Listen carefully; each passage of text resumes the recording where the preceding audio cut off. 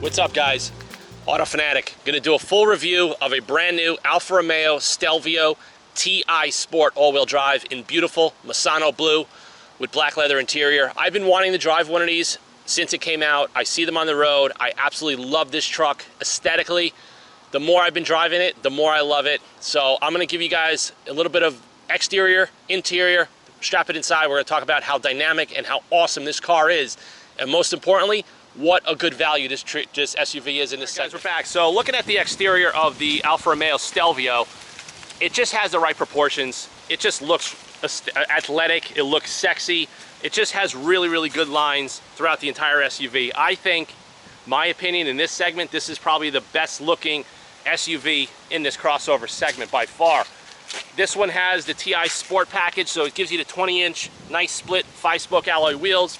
You get nice monoblock Brembo front calipers that are painted, and you can actually get those painted in various colors between gloss red, gloss black.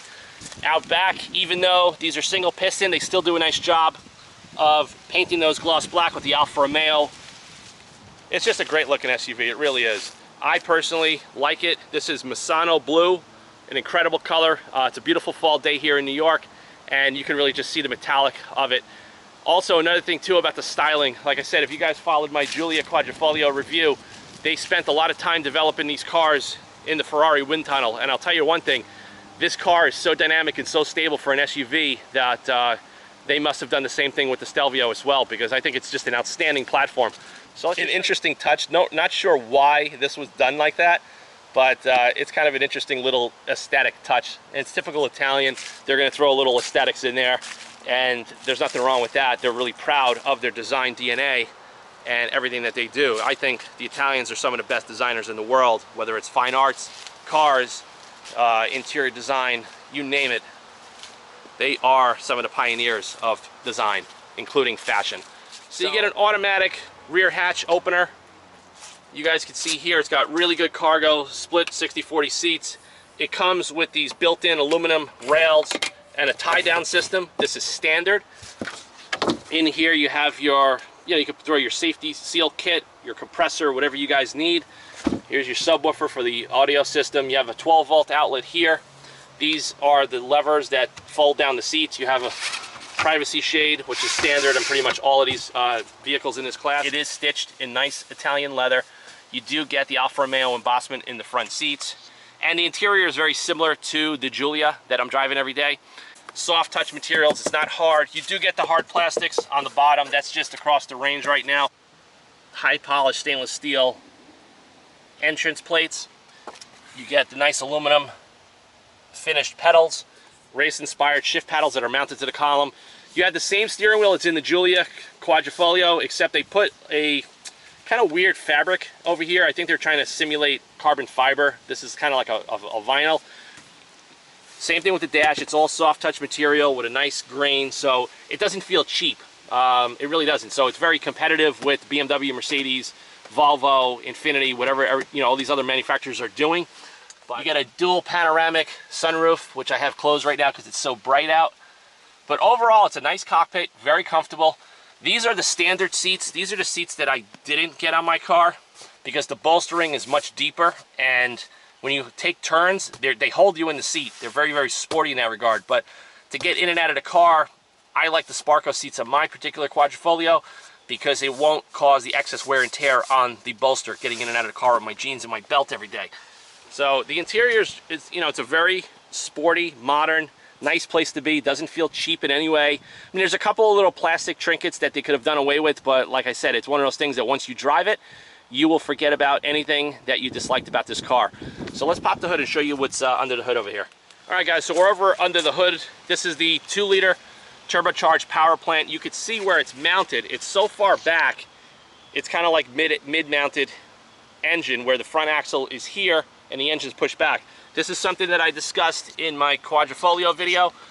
This is the aluminum castings that are part of the chassis and rigidity of this SUV. The front end of this car is so tight, it's so dynamic, it's got the best steering out of any vehicle, any SUV, even the Porsche Macan Turbo that I've driven, and I love that SUV. After driving this, and you see how dynamic and sharp this is, it's unbelievable. This also has, back here, the Continental MKC-1 intelligent braking system. I will tell you now, in this vehicle, it feels the most natural. In my vehicle, it's a little twitchy, and I'll talk about that in the ownership review video coming up soon. But I gotta tell you, in this vehicle, maybe because it doesn't have as large brakes or an aggressive brake pad compound, it feels normal. It's got normal pedal throw, it's not touchy, it's not grabby. You would never know that this wasn't a conventional braking system and it was electronically controlled in this particular vehicle. So I think that's important because a lot of people are gonna buy the standard Giulia 2.0s and the Stelvio 2.0s, and you know, catering to the mass market, you're gonna have too many complaints of people if you don't get the braking system right. So I think with the Quadrifolios, there's probably a little bit more programming and tweaking that they're gonna have to do engineering wise. But you can see here, it has structural bracing from the aluminum cast strut towers all the way to the cowl. Okay, so that's the strongest point of this vehicle right now, is the triangulation between the A-pillar, the front cowl, the shock tower, and then it transfers all the load from here to here, and it just triangulates everything. That's why this vehicle drives so good. That's why the steering is phenomenal. You just point it, shoot it, it's got the feedback. It's just unbelievable. I mean, like I said, there are some performance mods you could do to this. You could do cold air intakes, you could do ECU tune. The exhaust note is like really quiet. It doesn't have any kind of fancy exhaust note. There is no race mode in this vehicle, but I just wanted to show you guys under the hood so you can kind of get an idea of the architecture of what we're working with here, because these aluminum castings and the extrusions and the triangulation of this front end where the power plant is mounted is the most important part of having any car with a dynamic, sporty performance feel. That is the most important thing. As soon as you do away with this and the A-pillar and all these braces, this thing could flex. This thing probably couldn't feel as good. When you hit bumps, it could probably jiggle the steering wheel. There's just a lot of things that could happen if you don't follow this methodology and approach towards automotive design and engineering. I love seeing when a manufacturer even takes the lower end model and they still incorporate the aluminum, they still incorporate the triangulation and the braces, they still move the engine further back above the front axle center line. These are things that I pick up on. These are things that I want to point out and pretty much give to my audience and you guys out there, because I'm a performance-oriented guy and these things are important to someone like me and a lot of guys like you who appreciate it. I'm more concerned about strapping the camera inside, driving it, and talking to you about the driving dynamics and why this vehicle is so damn good. So let's get the camera inside and we'll talk some more about the Alfa Romeo Stelvio.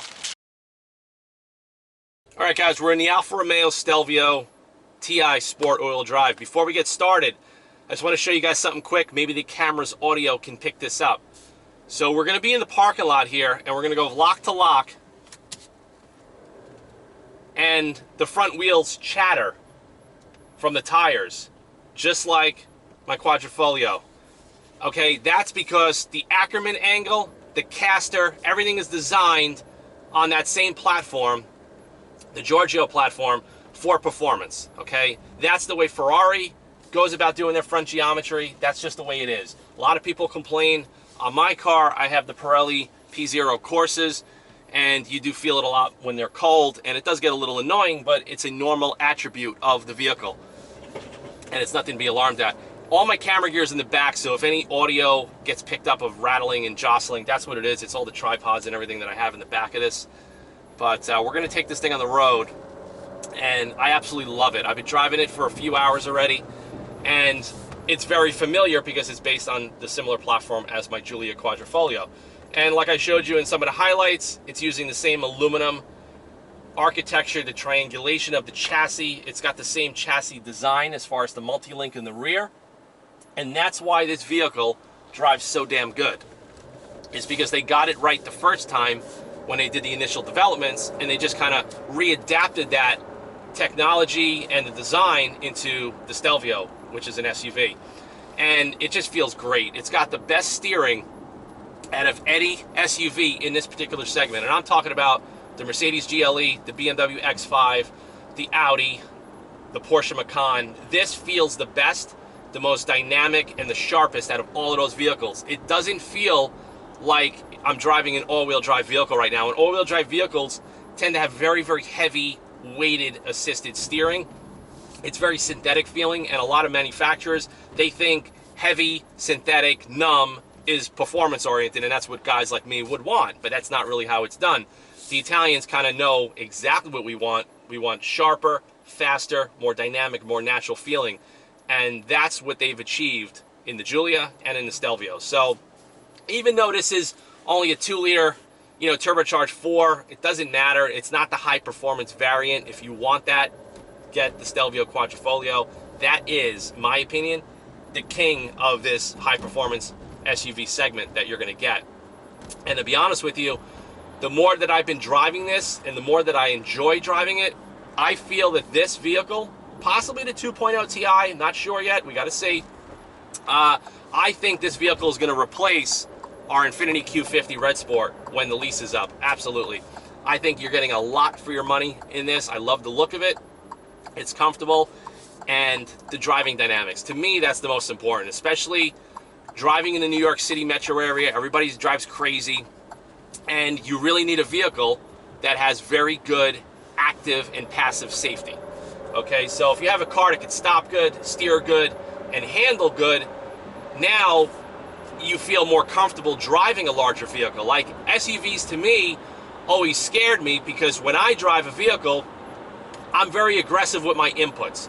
I stop hard, I accelerate hard, I jab the steering hard. That's just because that's how my body's programmed from driving high-performance cars and working on high-performance cars my entire adult life. So every time I would get into an SUV, I feel like I'm going to roll it over, just because that's the way a lot of SUVs are when you give it those sharp, aggressive inputs where the chassis just can't handle it. But I'll tell you one thing, this chassis is unbelievable. So the 8-speed transmission in this vehicle is not the same version of the ZF 8-speed that's in the Quadrifoglio. So the transmission logic is not as sharp, it's not as aggressive, but you have to understand that this is the inline turbocharged 4. This is not the top-of-the-line high-performance variant. So you don't really want that. So if this car shifted and had some of the attributes that my Quadrifoglio had with this engine, you would probably hate this truck. I'll tell you that now.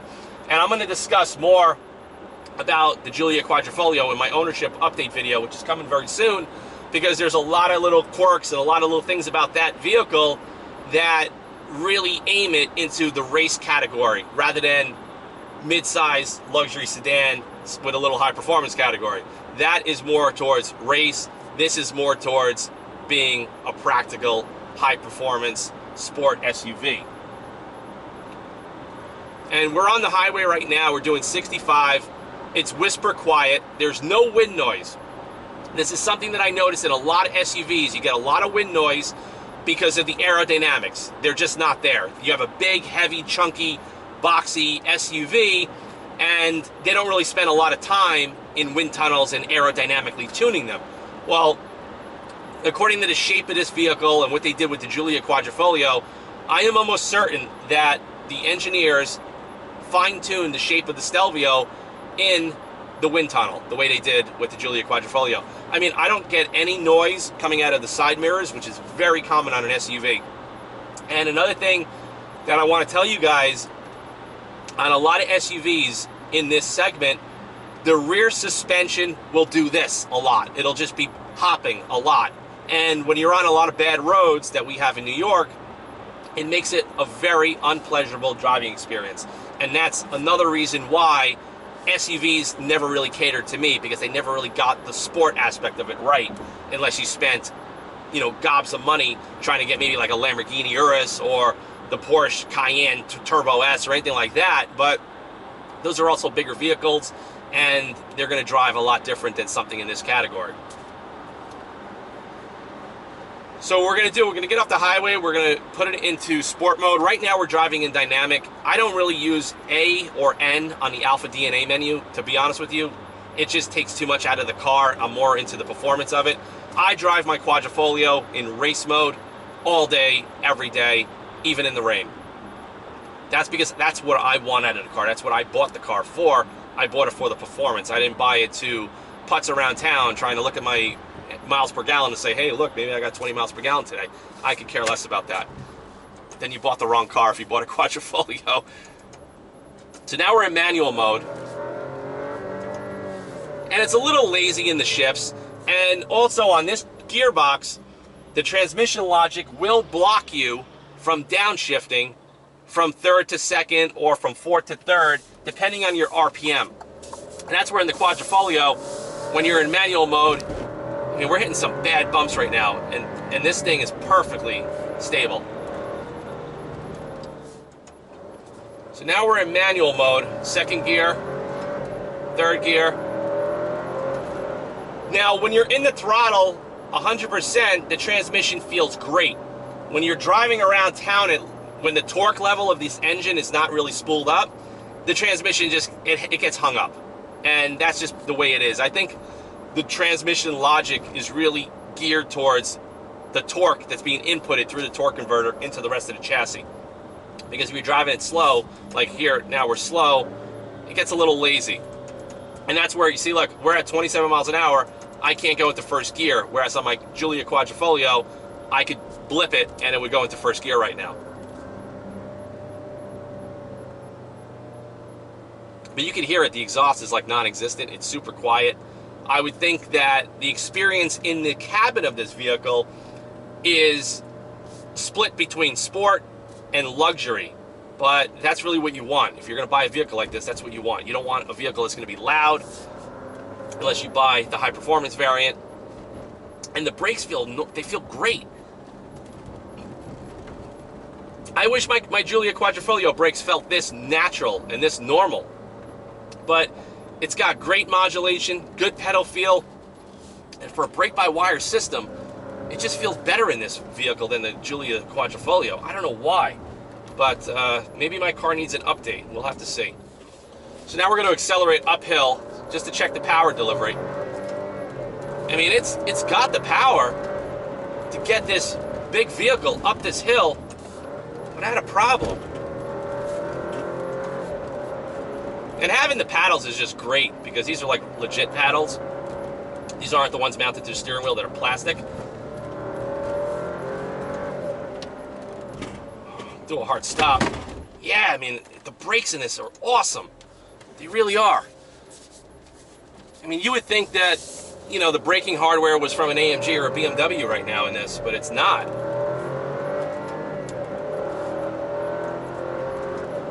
And when you get on a nice, you know, twisty road or a nice smooth road, you can just throw it into manual and have some fun with this, which is really cool. I mean, I have total confidence in this vehicle right now. And that's something that is really hard to get in this price point in the SUV segment, is that driver confidence, to drive it fast and drive it aggressively. You just don't get it. I mean, you could go drive the new Infiniti QX50, you drive it like that, you're gonna fly off the road. The Mercedes GLE, it'll stay planted, but it's not gonna feel like this. And the BMW X5, I mean, BMWs drive great, you know, for the most part, but you know, that's their core. So you expect it to drive great. But I gotta tell you, man, this is fun.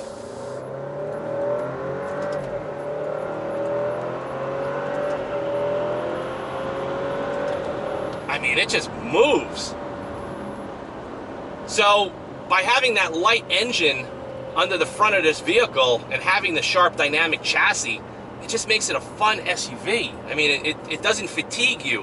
When you get into a lot of SUVs, your gas is gonna go completely gone instantly when you start driving it aggressively. And then you're gonna get fatigued because you feel the weight, you feel the heaviness of those vehicles, and it just takes a lot out of your body, you know, physically. It just takes a lot out of it. So, whereas something like this, it's just so well balanced. That's the way I could probably call it. It's well balanced, and I think the execution is superb. And we're going through these turns, and we're on all seasons. We're not on high performance summer tires right now.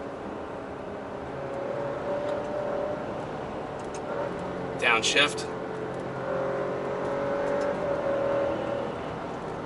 Man. Yeah, the more time that I'm spending in this, I know this is going to be the vehicle that we're going to replace the Q50 Red Sport with. Absolutely. Just because it's got the versatility of all-wheel drive, and it's got the cargo capacity of kind of what we need, because the Q50 that we have has horrible cargo capacity. for a sedan.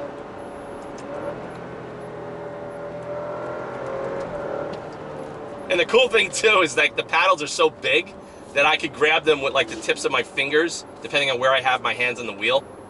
And I actually like that as well.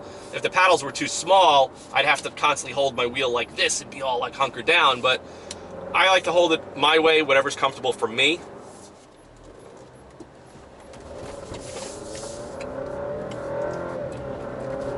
We're on a completely torn up road right now. It's because I want you guys to see how well this thing feels. This asphalt was all ripped up. They're going to repave this street. And it is super, super compliant.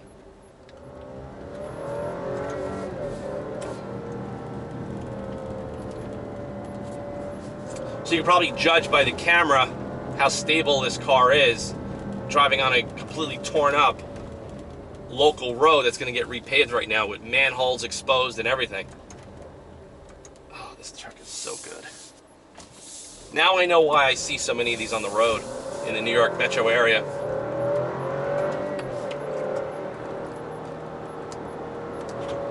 And the turn-in is unbelievable. Like when you're going through a turn, the front end of this car is so sharp, and as soon as you put a little bit of input, you just feel those tires just biting in, and the back of the suspension is just carving right through the turn that you're going in.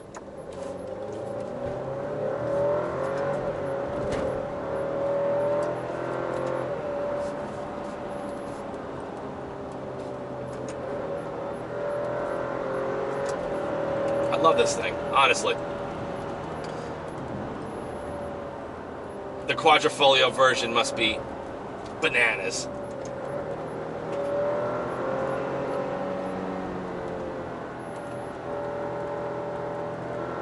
It just has such good grip. The back of the suspension is just so good on this thing. My God. And the more you push it at higher speed, the transmission just comes into its own.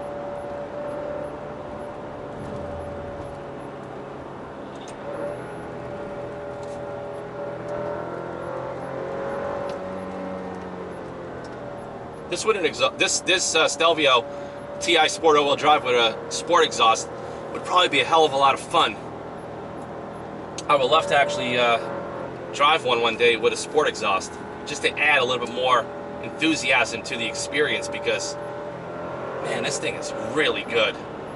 This is a really good SUV. I don't even consider it an SUV because it just feels so dynamic and so much like my Giulia.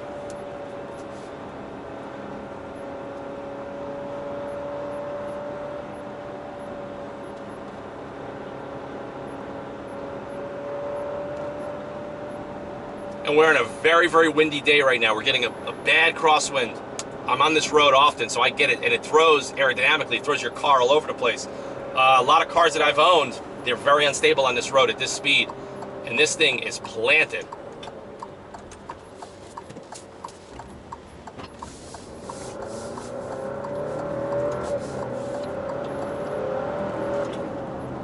And I'm driving this thing. I mean, I don't think a lot of Stelvio owners are going to be pushing it like this, but if the vehicle could do it, if it lends the driver the confidence, then why not?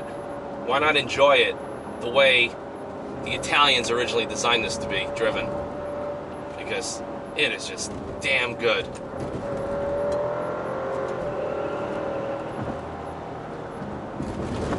And we're on a pretty rutted road, and it's so quiet. It is so compliant. The suspension tuning is so spot on between the shock valving and the spring rates. And there's no adjustments for the dampeners in this vehicle, this particular one right here.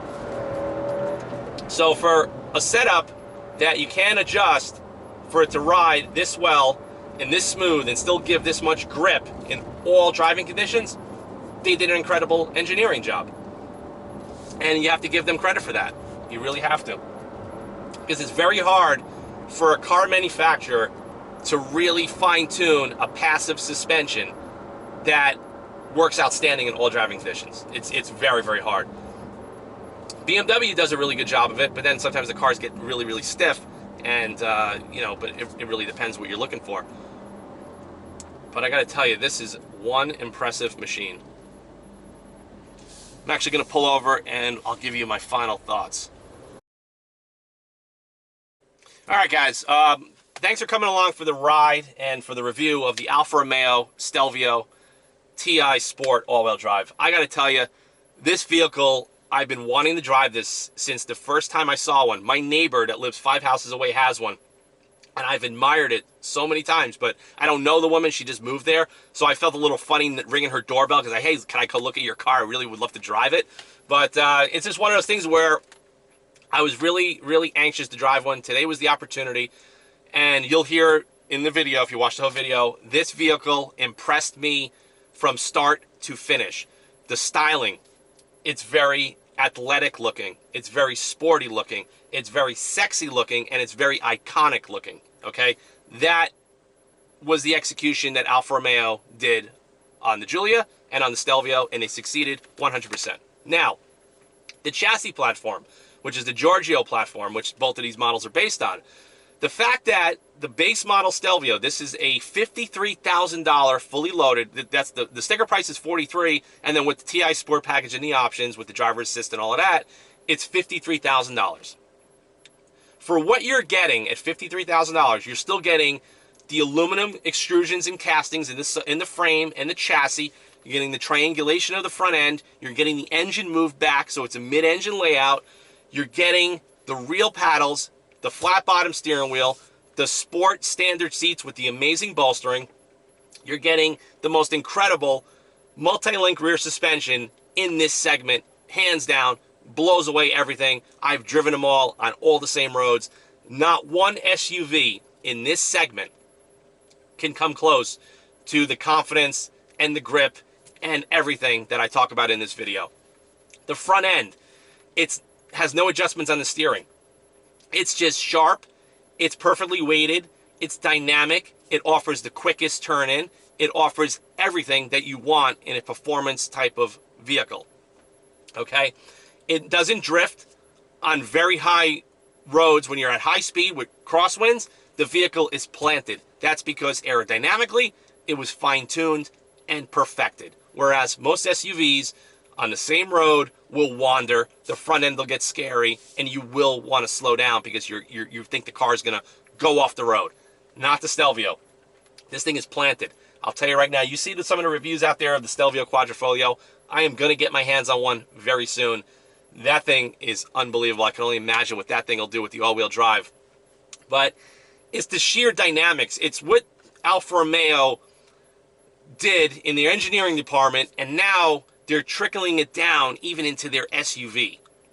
And they did it successfully. It's not like you get into a sport SUV and they threw the big motor in it and the big wheels and the big brakes, and then you go drive it and the body roll is all over the place. The grip is not there. The steering is vague. It has like a dead zone in the center. This is not like that. This is kind of like their ideas and their ideology was like, we have to make this the best we can make it and also make it affordable. And I'm going to tell you now, this is extremely affordable. It's affordable to buy. It's affordable to lease. This vehicle, I'll tell you now, you're going to get more bang for your buck. You're going to get more driving pleasure. You're going to get a much more enthusiastic driving experience than anything in this segment for $53,000.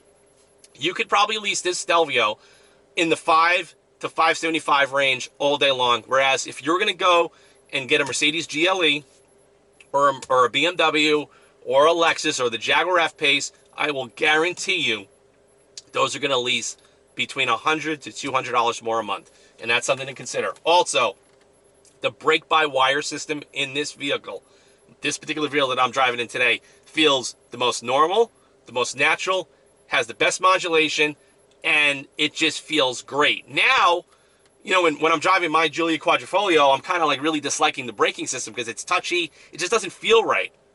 And it could be a programming issue. And I'm working on, you know, getting in some more details on that. But right now in this vehicle that has 3,300 miles, it feels perfect. You would never know that there wasn't a conventional master cylinder brake booster setup in this vehicle right now. That's how normal and natural it feels and progressive. So, guys, I hope you enjoyed this video. as much as I enjoyed driving it and talking about it for you guys, because I love cars. When a car excites me, when a car impresses me, I have to go home, grab my gear, and I got to shoot a video for it because, like I said, there's a lot of cars in this segment that I could talk about, but they're boring. They're a little vague. I mean, they may do a lot of good things right, but for me, the Stelvio checks off all the boxes for me. Mark my words, this will be the vehicle that I replace our Infiniti Q50 Red Sport with in about 10 months. There's a good chance that I may do the Quadrifoglio version. I don't know yet, but I would like to get a Stelvio in the metallic tri-coat white with yellow brakes and the signature, round 5-hole wheels and the sport package and all that good stuff. So, see you guys soon. autofanatic@yahoo.com. Go to my website. I'm going to do a full review on the Stelvio with a little bit more detail, and I'll touch upon some of the highlights. My website is auto-fanatic.com. Stay tuned to the channel for more automotive content ranging from everything across the board. See you guys soon. Thanks for the support. Please like, subscribe, and share, and I'll see you guys next time. I got to go back and drive.